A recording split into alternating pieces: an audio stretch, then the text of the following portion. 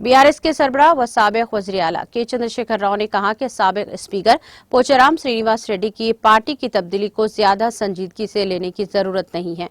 जिले सिद्दीपेट के Eravalli farm house में बीआरएस के अरकान असेंबली हरीश राव, विमला प्रशांत रेड्डी, केपी वेंकैया नायक गुड़ और M Gopinath, M Gopal, M Krishna Rao, Arekapudi Gandhi, Prakash Goud, अरकान कानून साज कौंसल श्री सुभाष रेड्डी, डी विठल, साबिक रुकन असेंबली जोगू रमना, बीआरएस कायदीन के मलेश राव श्रीधर रेड्डी ने बीआरएस सरबराह के चंद्रशेखर राव से खैर सगाली मुलाकात की। इस मौके पर केसीआर ने मज़कुरा कायदीन के साथ लंच किया। इस मौके पर केसीआर ने बीआरएस पार्टी में होने वाले वाक़यात पर तबादले ख्याल किया और किसी को जल्दबाजी से काम न लेने का मशवरा दिया।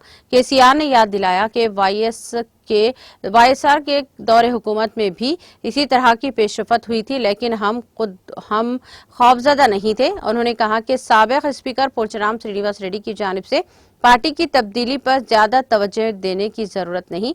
उन्होंने कहा कि चंद अरकान असेंबली की सिर्फ पार्टी बदलने से बीआरएस को कोई नुकसान नहीं होगा।